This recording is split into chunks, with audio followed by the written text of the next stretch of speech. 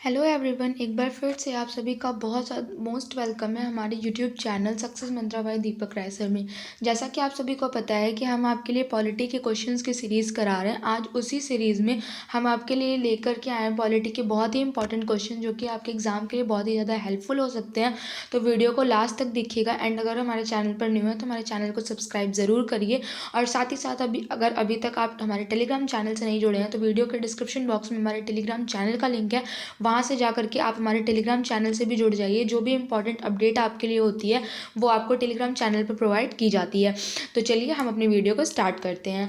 Question number first आज आपके सामने है, लोकसभा के पहले स्पीकर कौन थे? लोकसभा के पहले स्पीकर कौन थे ये आपसे पूछा है। जीवी मावलंकर, सर्वपल्ली राधाकृष्णन, एम अनंत शयन अंगर या फिर डॉक्टर पीवी चेरियन।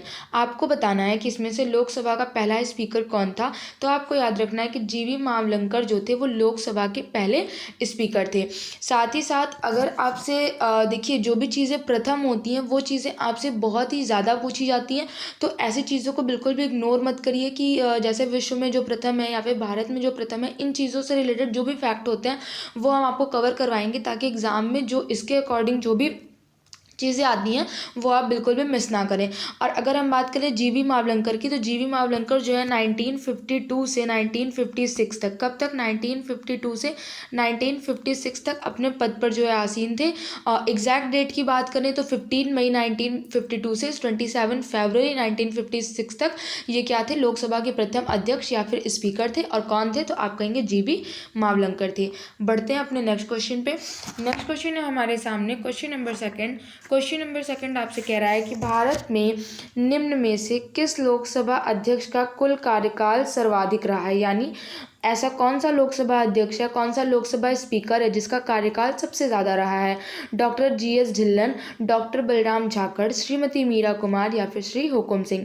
तो आपको बताना है कि ऐसा कौन सा ऑप्शन है जो कि लोकसभा अध्यक्ष का सबसे ज़्यादा कार्यकाल रह चुका है। तो आपको याद रखना है डॉक्टर बलराम झाकड़ इनमें से जो है इनका कार्यकाल सबसे ज़्यादा रह चुका है। डॉक्टर बलराम झाकड़ जो है वो 1980 से, कब से? 1980 से 1989 तक अपने पद पर आसीन थे। यानी एग्जैक्ट की बात करें तो 9 साल तक आसीन थे। और ठीक है, इन चीज़ों के बारे में हमने टाइमिंग आपको बता दी है एंड अगर ऑप्शन यहाँ है तो ऑप्शन आपको याद रखना है डॉक्टर बलराम झाकड़। बढ़ते हैं अपने नेक्स्ट क्वेश्चन पे। नेक्स्ट क्वेश्चन है हमारे सामने क्वेश्चन नंबर 3 और बहुत ही इंपॉर्टेंट और अच्छा क्वेश्चन मान लीजिए इसको। क्वेश्चन आपसे कह रहा है कि शून्यकाल का अर्थ क्या होता है? शून्यकाल जो है वह किससे रिलेटेड है ये आपको बताना है। यानी जब विपक्ष का प्रस्ताव मान लिया जाए तो क्या उसे शून्यकाल कहते हैं, या फिर जब कोई अति महत्वपूर्ण विषय चर्चा के लिए उठाया जाए उसे शून्यकाल कहते हैं, सुबह और दोपहर के सत्र के मध्य का अंतराल शून्यकाल होता है, या फिर जब धन विधेयक लोकसभा में पेश किया जाए उसे शून्यकाल कहते हैं। तो आपको बताना है कि ये शून्यकाल किसे कहते हैं। और साथ ही साथ आप देख सकते हैं UPSSC ने राजस्व निरीक्षक में भी ये क्वेश्चन पूछ रखा है। तो आपको याद रखना है कि जब कोई महत्वपूर्ण विषय चर्चा के लिए उठाया जाए और सुबह और दोपहर के सत्र के मध्य का अंतराल, सुबह और दोपहर के सत्र के मध्य का जो अंतराल होता है वह क्या होता है? शून्यकाल कहलाता है। यानी जो सुबह का सत्र है और दोपहर के सत्र के बीच में जो गैपिंग आती है उसे हम क्या कहते हैं? शून्यकाल कहते हैं। आई होप कि आपको ये क्वेश्चन सही लगा होगा। लेकिन इस क्वेश्चन में मैं आपको बता दूं कि जो UPSSC है उसने इसका ऑप्शन नंबर बी माना है। और अगर हम ऐसे जो अदर बुक्स होती हैं उसकी हम बात करें तो हम देखते हैं कहीं कहीं हमें ऑप्शन नंबर बी मिलता है और कहीं कहीं ज़्यादातर बुक्स में हमें सी मिलता है। लेकिन आयोग ने इसका आंसर क्या माना है? ऑप्शन नंबर बी माना है। तो आप दोनों ऑप्शंस को देख लीजिएगा। नेक्स्ट क्वेश्चन है क्वेश्चन नंबर 4। क्वेश्चन नंबर 4 आपसे कह रहा है कि सांसद निधि की वर्तमान राशि कितनी है? सांसद निधि की जो वर्तमान राशि की आपसे पूछ रहा है कि कितनी है। ऑप्शन दिया हुआ है 5 करोड़ रुपए, 1 करोड़ रुपए, 2 करोड़ रुपए या फिर 3 करोड़ रुपए। तो आपको याद रखना है कि सांसद निधि की जो वर्तमान राशि होती है वह कितनी है? 5 करोड़ रुपए है। और साथ ही साथ अगर हम बात करें इसकी तो ये 2011 को अमाउंट जो है 1 अप्रैल 2011 को चेंज किया गया। यानी 2011 से जो है है सांसद निधि की वर्तमान राशि कितनी कर दी गई है, 5 करोड़ रुपए। और 2011 से पहले ये कितनी थी, तो आप कहेंगे 2 करोड़ रुपए। कितनी थी, 2 करोड़ रुपए थी। नेक्स्ट क्वेश्चन है क्वेश्चन नंबर 5। क्वेश्चन नंबर 5 आपसे कह रहा है कि राज्यसभा का सदस्य बनने के लिए आवश्यक न्यूनतम आयु कितनी होनी चाहिए। यानी अगर किसी व्यक्ति को राज्यसभा का मेंबर बनना है, सदस्य बनना है, तो उसकी मिनिमम एज कितनी होनी चाहिए, ये आपसे पूछा है। तो आपको याद रखना है कि राज्यसभा का सदस्य बनने के लिए उसकी मिनिमम एज 30 ईयर होनी चाहिए। कितनी, 30 वर्ष होनी चाहिए। और साथ ही साथ अगर हम लोकसभा की भी बात कर लें तो लोकसभा के सदस्य बनने के लिए उसकी जो न्यूनतम आयु होनी चाहिए वो 25 वर्ष होनी चाहिए। और राष्ट्रपति बनने के लिए तो आप कहेंगे 35 ईयर होनी चाहिए। राज्यसभा के लिए 30 ईयर, लोकसभा के लिए 25 ईयर और राष्ट्रपति के लिए 35 ईयर। बढ़ते हैं अपने नेक्स्ट क्वेश्चन पे। नेक्स्ट क्वेश्चन है हमारे सामने क्वेश्चन नंबर 6। क्वेश्चन नंबर 6 हमसे कह रहा है कि लोकसभा चुनावों के लिए उम्मीदवार बनने के लिए न्यूनतम आयु सीमा कितनी होनी चाहिए। तो अभी मैंने आपको बताया था कि लोकसभा चुनावों के लिए जो भी उम्मीदवार होते हैं, यानी जो भी सदस्य होते हैं, उनके लिए जो मिनिमम एज है, न्यूनतम आयु है, वो कितनी होनी चाहिए, तो आप कहेंगे 25 वर्ष। और जैसा कि जिस एग्ज़ाम की हम तैयारी कर रहे हैं राजस्व लेखपाल की, ये उस एग्ज़ाम में भी पूछा जा चुका है 2015 में कि लोकसभा चुनावों के लिए उम्मीदवार बनने की न्यूनतम आयु, तो आप कहेंगे 25 वर्ष होनी चाहिए। और अगर हम आर्टिकल की बात करें तो अनुच्छेद 84 में इस चीज़ का उल्लेख किया गया है कि लोकसभा निर्वाचन के लिए जो अभ्यर्थी होना चाहिए उसकी न्यूनतम आयु 25 वर्ष होनी चाहिए। ठीक है, बढ़ते हैं अपने नेक्स्ट क्वेश्चन पे। नेक्स्ट क्वेश्चन पे बढ़ने से पहले हम आपके लिए एक बहुत ही इंपॉर्टेंट अपडेट लेकर के आए हैं जो कि अनअकैडमी से है। जैसा कि आप सभी जानते हैं कि अनअकैडमी इंडिया का लार्जेस्ट लर्निंग प्लेटफॉर्म है। यहाँ पर आपको प्लस का सब्सक्रिप्शन लेने पे बहुत ही ज़्यादा फैसिलिटीज़ मिलती हैं जो कि हमारी एजुकेशन को लेकर के बहुत ही इंपॉर्टेंट होती है। आपको यहाँ पर सबसे बेस्ट एजुकेटर्स जो होते हैं उनसे पढ़ने का मौका मिलता है, वो भी बहुत ही कम फीस में। एंड अगर आप प्लस के लिए इंटरेस्टेड हैं तो अनअकैडमी को अभी ज्वाइन करें, क्योंकि यहाँ पर जो भी मल्टीपल फीचर होते हैं वो आपको बहुत ही अच्छे देखने को मिलते हैं। जैसे कि आपको यहाँ पे कोर्सेज बहुत अच्छे मिल जाते हैं, बेस्ट एजुकेटर से के साथ पढ़ने का आपको मौका मिलता है, उनसे पढ़ने का। अनलिमिटेड क्विजेस होते हैं, स्टडी मटेरियल आपको प्रोवाइड होता है। मीन्स आपको बेहतर तैयारी के लिए जितनी भी फैसिलिटीज़ हो सकती हैं वो सारी की सारी आपको अनअकैडमी पे अवेलेबल मिलती हैं। साथ ही यहाँ पे इस टाइम पे कॉम्बो का ऑफर चल रहा है और जो भी हमारे आने वाले एग्जाम्स हैं जैसे कि लेखपाल हो गया, यूपी कांस्टेबल हो गया, इन सब के लिए टेस्ट सीरीज और जो भी बैचेस होते हैं वो आपके लिए चलाए जा रहे हैं। वीडियो एग्जाम के लिए देखिए देख सकते हैं कि टेस्ट सीरीज और प्रैक्टिस सेट है। यानी अगर आप इंटरेस्टेड हैं अनअकैडमी के लिए, अगर आप अपनी तैयारी को बेहतर करना चाहते हैं तो अभी आप अनअकैडमी ज्वाइन करिए। एंड अगर आपको प्लस का सब्सक्रिप्शन लेना है तो हमारा रेफरल कोड सक्सेस मंत्रा यूज़ करना बिल्कुल मत भूलिए, आपको 10% डिस्काउंट यहाँ पर इस कोड का यूज़ करने पर देखने को मिलेगा। नेक्स्ट क्वेश्चन है आपके सामने, लोकसभा या विधानसभा चुनाव में खड़े होने के लिए उम्मीदवार की आयु कम से कम कितनी वर्ष होनी चाहिए। बस सेम क्वेश्चन आपसे पूछा है, सिर्फ और सिर्फ लैंग्वेज चेंज कर दिया है कि लोकसभा या विधानसभा में चुनाव में खड़े होने के लिए उम्मीदवार की आयु कम से कम कितनी होनी चाहिए। तो आप टिक कर देंगे option number C 25 year. Lok Sabha का सदस्य बनने के लिए कितनी न्यूनतम एज, तो आंसर याद रखना है 25 ईयर। नेक्स्ट क्वेश्चन है आपके सामने, निम्नलिखित में से कौन कैबिनेट स्तर का होता है। देखिए हम आपके लिए जो प्रैक्टिस सेट के क्वेश्चंस ले आए हैं वो भी ज़्यादा से ज़्यादा जो है राजस्व लेखपाल की परीक्षा से ही लेकर के आए हैं, ताकि आपको ये आइडिया हो जाए कि क्वेश्चंस किस लेवल के आते हैं, कौन से क्वेश्चंस इजी हैं हमारे लिए, कौन से क्वेश्चंस बहुत ही ज़्यादा टफ हैं। तो किसी भी क्वेश्चन को आप जो है बहुत ही लाइटली मत लीजिएगा, सब पर आप बहुत ही अच्छे से अपनी लर्निंग और रिविजन करते रहिए। क्वेश्चन हमसे कह रहा है कि निम्नलिखित में से कौन कैबिनेट स्तर का होता है, यानी कैबिनेट लेवल का कौन होता है ये आपको बताना है। भारत का महानियंत्रक एवं महालेखा परीक्षक, भारत का महान्यायवादी, विपक्ष का नेता या फिर भारतीय रिजर्व बैंक का गवर्नर। तो इन चारों ऑप्शन में से आप टिक करेंगे, विपक्ष का नेता जो होता है वो कैबिनेट स्तर का होता है। नेक्स्ट क्वेश्चन है आपके सामने, राज्यसभा में कितनी सीटें उत्तर प्रदेश से हैं। राज्यसभा में कितनी सीटें जो है उत्तर प्रदेश से हैं ये आपको बताना है, 40, 62, 31 या फिर 29। तो आपको याद रखना है कि राज्यसभा में उत्तर प्रदेश से कितनी सीटें हैं, तो आप कहेंगे 31 सीटें हैं। कितनी सीटें हैं, 31 सीटें हैं। राज्यसभा में उत्तर प्रदेश से 31 सीटें हैं। बढ़ते हैं अपने नेक्स्ट क्वेश्चन पे। नेक्स्ट क्वेश्चन हमारे सामने है कि राज्यसभा का मनोनीत सदस्यों की कुल संख्या कितनी होती है, यानी राज्यसभा में जितने सदस्य मनोनीत होते हैं उनकी जो संख्या होती है वह कितनी होती है, 17, 15, 19 या फिर 12। तो आपको याद रखना है कि राज्यसभा में 12 सदस्य जो हैं वो मनोनीत होते हैं। कितने सदस्य मनोनीत होते हैं, 12 सदस्य मनोनीत होते हैं। और अगर बात किया जाए कि इन्हें मनोनीत कौन करता करता है? तो आप कहेंगे बाई प्रेसिडेंट। किसके द्वारा ये होते हैं? राष्ट्रपति के द्वारा इन्हें राज्यसभा में मनोनीत किया जाता है। जिनकी संख्या कितनी होती है? तो आप कहेंगे 12 होती। और ये किस विषय से आते हैं? तो आप कहेंगे साहित्य, विज्ञान, कला और समाज सेवा जैसे विषयों से ये संबंधित होते हैं। और अगर हम बात करें राज्यसभा की, तो राज्यसभा में वर्तमान में कितने मेंबर हैं? तो आपको याद रखना है 245 मेंबर है। राज्यसभा में वर्तमान में कितने मेंबर हैं? 245 मेंबर्स हैं। नेक्स्ट क्वेश्चन है आपके स्क्रीन पर, भारतीय संविधान का कौन सा अनुच्छेद यह कहता है कि प्रधानमंत्री की नियुक्ति राष्ट्रपति द्वारा की जाएगी? यानी इनमें से ऐसा कौन सा आर्टिकल है जो ये कहता है कि प्रधानमंत्री जो है वह राष्ट्रपति द्वारा नियुक्त किया जाएगा? अनुच्छेद 81, अनुच्छेद 59, अनुच्छेद 75 या फिर अनुच्छेद 80। इन चारों में से ऐसा कौन सा ऑप्शन है जो कि यह बताता है कि प्रधानमंत्री की नियुक्ति राष्ट्रपति के द्वारा की जाएगी? तो आपको याद रखना है कि आर्टिकल 75(1) कितना? आर्टिकल 75(1) जो है वो ये बताता है कि भारतीय संविधान में कि अनुच्छेद 75 के तहत भारत का जो प्रधानमंत्री होगा उसकी नियुक्ति राष्ट्रपति के द्वारा की जाएगी। और जो अन्य मंत्री होंगे उनकी नियुक्ति राष्ट्रपति किसकी सलाह पर करता है? प्रधानमंत्री की सलाह पर करता है। तो आपको याद रखना है कि अनुच्छेद 75 जो है वो प्रधानमंत्री की नियुक्ति जो है राष्ट्रपति द्वारा की जाएगी, ये बात आपको बताता है। यानी और अगर हम बात करें एक और आर्टिकल की, अनुच्छेद जो है 164 की, तो अनुच्छेद 75 हो गया, अनुच्छेद 164 हो गया। ये सारे जो अनुच्छेद हैं कि आपको केंद्र में प्रधानमंत्री एवं राज्यों में मुख्यमंत्री सहित जो भी लोकसभा और विधानसभा के सदस्य होते हैं इन सारी चीज़ों के बारे में आपको बताता है।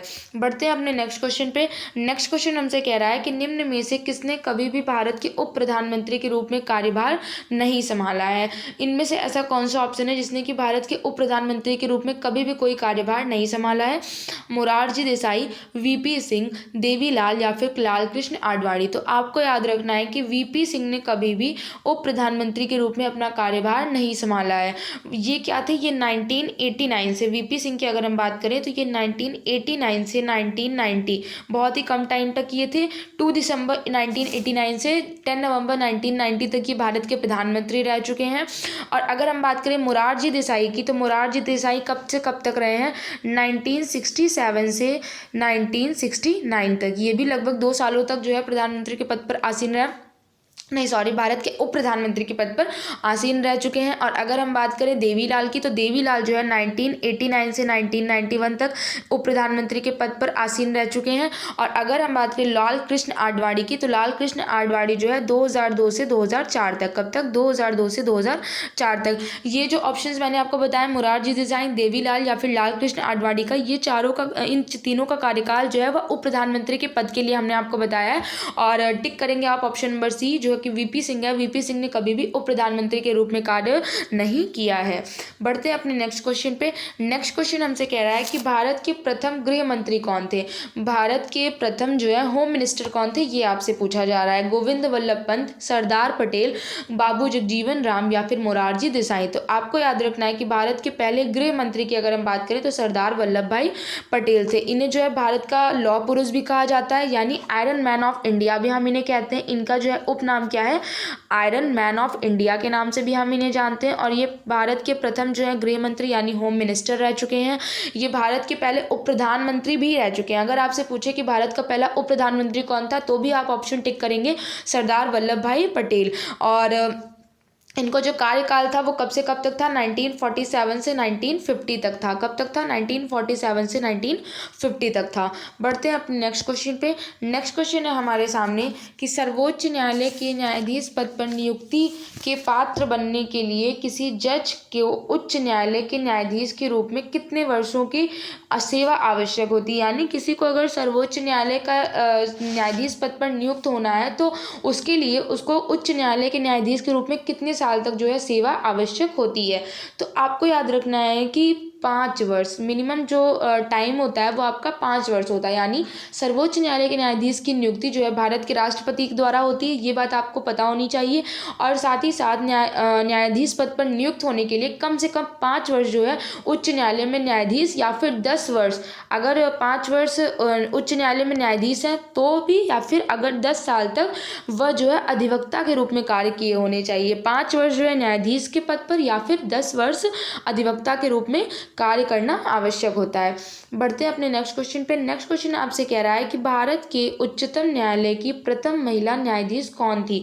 भारत की यानी सुप्रीम कोर्ट की सबसे पहली न्यायाधीश कौन रह चुकी है महिला में, ये आपसे पूछा है। लीला सेठ, अन्ना चांडी, फातिमा बीबी या फिर सुनंदा भंडारे। तो आपको याद रखना है कि भारत की उच्चतम न्यायालय की जो पहली महिला न्यायाधीश थी वो आपकी एम फातिमा बीबी थी। कौन थी? एम फातिमा बीबी भारत की उच्चतम न्यायालय की पहली महिला न्यायाधीश रह चुकी हैं। और अगर हम इनके कार्यकाल की बात करें तो ये जो है 6 अक्टूबर, कब से? 6 अक्टूबर 1989 से 24 अप्रैल 1992 तक। कब तक? 1989 से 1992 तक ये जो है सुप्रीम कोर्ट की न्यायाधीश रह चुकी हैं।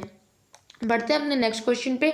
नेक्स्ट क्वेश्चन है हमारे सामने, भारत के संविधान के किस अनुच्छेद के अधीन राज्यों के राज्यपाल को अध्यादेश जारी करने की शक्ति प्राप्त है। यानी आपसे ये पूछ रहा है कि भारत के संविधान के में ऐसा कौन सा आर्टिकल है कि जो राज्यपाल है उसे अध्यादेश जारी करने की शक्ति प्राप्त होती है। ऑप्शंस दिए हुए हैं आपको, अनुच्छेद 123, अनुच्छेद 213, अनुच्छेद 211 या फिर अनुच्छेद 212।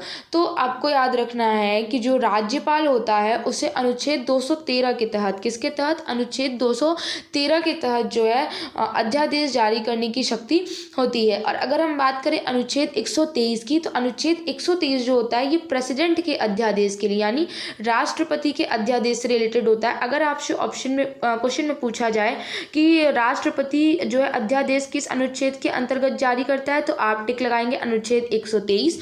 और अगर आपसे बात किया जाए कि राज्यपाल जो है वो अध्यादेश कब किस अनुच्छेद के तहत जारी करता है, तो आप कहेंगे अनुच्छेद 213। आई होप कि ये दोनों के दोनों ऑप्शंस आपको क्लियर होंगे। साथ ही साथ अगर हम बात करें इनकी, तो भारत के संविधान के अनुच्छेद की 213 के तहत जो है विधानमंडल के जो विश्रांति काल होता है उसमें जो है राज्यपाल के अध्यादेश जारी करने की शक्ति का उल्लेख होता है। अनुच्छेद 213 में राज्यपाल को विधायी शक्ति से संबंधित शक्तियां हैं, जबकि 123 में मैंने अभी आपको बताया कि राष्ट्रपति के पास में ये शक्ति होती है अध्यादेश को जारी करने की। और अगर हम बात करें अनुच्छेद 211 की, जो कि आपके ऑप्शन में दिया हुआ है, तो अनुच्छेद 211 जो होता है वो उच्चतम न्यायालय या उच्च न्यायालय के किसी न्यायाधीश का जो कर्तव्य होता है उसके बारे में बताया जाता है। और अगर हम बात करें अनुच्छेद 212 की, तो अनुच्छेद 212 जो है वो न्यायालयों में विधानमंडल की जो कार्यवाहियां की जांच न किए जाने के उल्लेख में है। तो आई होप कि ये चारों के चारों ऑप्शंस मैंने आपको यहाँ पर क्लियर कर दिए कि ये चारों ऑप्शन किन चीज़ों से रिलेटेड हैं। बढ़ते हैं अपने नेक्स्ट क्वेश्चन पे। नेक्स्ट क्वेश्चन आपके सामने है, किसको विधानसभा का सत्रावसान करने की शक्ति होती है? किसको विधानसभा का सत्रावसान करने की शक्ति होती है? राज्यपाल, प्रधानमंत्री, उपराष्ट्रपति या फिर मुख्यमंत्री। इन चारों में से ऐसा कौन सा ऑप्शन है जिसे कि विधानसभा का सत्रावसान करने की शक्ति होती है? तो आप ऑप्शन टिक करेंगे राज्यपाल। विधानसभा की बात हो रही है तो आप किसको टिक करेंगे? राज्यपाल को टिक करेंगे। और अगर हम आर्टिकल की बात करें तो अनुच्छेद 174, कौन सा? अनुच्छेद 174 के अनुसार जो विधानसभा का सत्र आहूत होता है, इसको मैंने यहाँ पर लिख दिया, यहाँ पर आपको राज्यपाल लिखना है। अनुच्छेद जो आपका 174 होता है, 174 में हमें विधानसभा के सत्र आहूत, सत्रावसान और विघटन करने की शक्ति राज्यपाल में निहित होती है। ये बात आपको बताया, कौन से आर्टिकल में बताया? तो आप कहेंगे अनुच्छेद 174 में बताया है। और एक साथ साथ एक बात और आप जानिए कि किसी भी सत्र की जो अंतिम बैठक होती है और जो उसकी अगली बैठक होती है उसके बीच की जो तारीख होती है उसमें जो है 6 माह से ज़्यादा का अंतर नहीं होना चाहिए। यानी अगर एक सत्र खत्म हुआ है और जो अगला सत्र शुरू होना है, इन दोनों के बीच में 6 महीने से ज़्यादा का अंतर नहीं होना चाहिए। और अगर हम आपको कुछ फैक्ट्स बताएं तो विधानसभा का जो प्रत्येक सत्र होता है उसकी पहली बैठक के टाइम पर क्या होता है? राष्ट्रगान होता है, यानी जो नेशनल एंथम होता है उससे स्टार्टिंग की जाती है। और जो सत्र की अंतिम बैठक होती है वो किस पर खत्म होती है? तो आप कहेंगे राष्ट्रगीत से। यानी जो सत्र की स्टार्टिंग होती है वो आपके नेशनल एंथम से, और अगर सत्र की अंतिम बैठक की बात करें तो वो जो है राष्ट्रगीत से खत्म होती है। बढ़ते हैं अपने नेक्स्ट क्वेश्चन पे। नेक्स्ट क्वेश्चन है हमारे सामने कि भारत के संविधान में निम्न में से किसके विरुद्ध अभियोग चलाने का प्रावधान नहीं है? यानी इन चारों में से ऐसा कौन सा ऑप्शन है जिसके विरुद्ध कोई भी अभियोग चलाने का प्रावधान भारतीय संविधान में नहीं किया गया है? राष्ट्रपति के लिए, भारत के मुख्य न्यायाधीश के लिए, राज्य के राज्यपाल के लिए या फिर भारत के उपराष्ट्रपति के लिए? तो आपको याद रखना है कि राज्य के राज्यपाल के लिए। किसके लिए? राज्य के राज्यपाल के लिए। भारत के संविधान में राज्य के राज्यपाल के विरुद्ध कोई भी अभियोग चलाने का प्रावधान नहीं दिखाया गया है कहीं पर भी। अनुच्छेद 61 में राष्ट्रपति और अनुच्छेद 67 में 67 में उपराष्ट्रपति, यानी 61 में राष्ट्रपति के लिए, 67 में उपराष्ट्रपति के लिए और अनुच्छेद 124 में उच्चतम न्यायालय के न्यायाधीशों के विरुद्ध अभियोग चलाने का प्रावधान है। आप जो है इन चीज़ों को एक बार और क्लियर कर लीजिए, बहुत इंपॉर्टेंट चीज़ें हैं। अनुच्छेद 61 में प्रेसिडेंट के लिए, अनुच्छेद 61 में प्रेसिडेंट के लिए, और साथ ही साथ अगर हम वाइस प्रेसिडेंट की बात करें तो अनुच्छेद 67 में किसके लिए? अनुच्छेद 67 में वाइस प्रेसिडेंट के लिए, और अनुच्छेद 124(4) में किसके लिए? तो आप कहेंगे उच्चतम न्यायालय के न्यायाधीशों के लिए। इन तीनों अनुच्छेदों में प्रेसिडेंट, वाइस प्रेसिडेंट और उच्चतम न्यायालय के न्यायाधीशों के विरुद्ध अभियोग चलाने की प्रक्रिया दी गई है, प्रावधान दिया गया है। लेकिन आपको याद रखना है कि राज्य के राज्यपाल के लिए भारत के संविधान में कहीं भी अभियोग चलाने का प्रावधान नहीं है। बढ़ते हैं अपने नेक्स्ट क्वेश्चन पे। नेक्स्ट क्वेश्चन है हमारे सामने कि उत्तर प्रदेश के उच्च न्यायालय के मुख्य न्यायाधीश की नियुक्ति कौन करता है, यानी उच्च न्यायालय का जो मेन जज होता है उसकी नियुक्ति कौन करता है, ये आपसे पूछ रहा है। प्रधानमंत्री, भारत का राष्ट्रपति, सर्वोच्च न्यायालय का मुख्य न्यायाधीश या फिर राज्यपाल। इन चारों में से ऐसा कौन सा ऑप्शन है जो कि उच्च न्यायालय के मुख्य न्यायाधीश की नियुक्ति करता है? तो आपको याद रखना है भारत का राष्ट्रपति। कौन नियुक्ति करता है?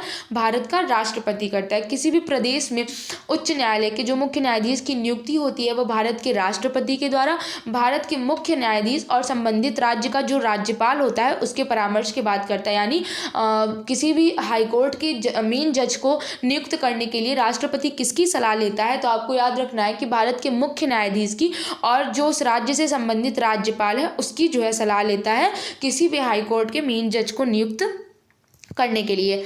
तो इस वीडियो में आपके लिए इतने ही क्वेश्चंस थे। अगर आपको हमारी वीडियो हेल्पफुल लगती है तो आप प्लीज़ हमारे वीडियोस को जो है लाइक करिए, हमारी वीडियोस पर कमेंट करिएगा, और साथ ही साथ आपको जो है अगर टेलीग्राम चैनल से नहीं जुड़े तो आप हमारे टेलीग्राम चैनल से जुड़ जाइए। एंड अगर आप हमारे चैनल पर न्यू है तो आप अभी के अभी हमारे चैनल को सब्सक्राइब कर लीजिए। Thank you.